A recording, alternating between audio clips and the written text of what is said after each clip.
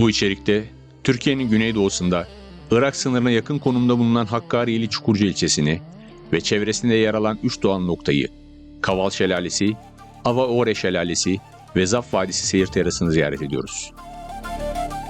Bölge yüksek dağlar, derin vadiler ve güçlü akarsularla şekillenmiş sert bir coğrafyaya sahip.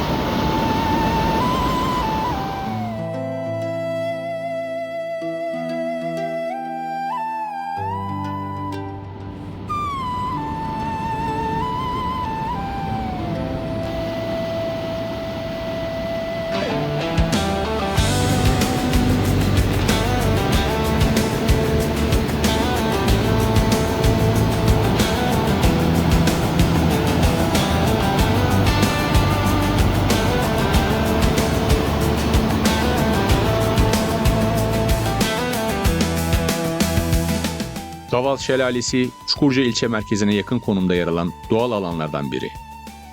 Şelale, çevredeki yüksek dağlardan gelen doğal kaynak sularıyla besleniyor ve özellikle yaz aylarında serinliğiyle öne çıkıyor. Mevsimsel yağışlara bağlı olarak su debisi değişse de sıcak dönemlerde bile akışını koruyor. Bu özelliği ve soğuk suyu sayesinde Kaval Şelalesi, yaz aylarında serinlemek ve suya girmek isteyenler için doğal bir buluşma noktası. Şelalenin döküldüğü kayalık alanda oluşan doğal havuzlarda ziyaretçiler suya girip yüzüyor ve şelalenin altında serinleyebiliyor. Çevrede yapılaşma veya yapay bir düzenleme bulunmuyor. Doğal yapı büyük ölçüde korunmuş durumda. Bu durum Kaval Şelalesi'ni hem doğal bir dinlenme alanı hem de bölgenin günlük yaşamına dahil olan bir su kaynağı haline getirmiş durumda.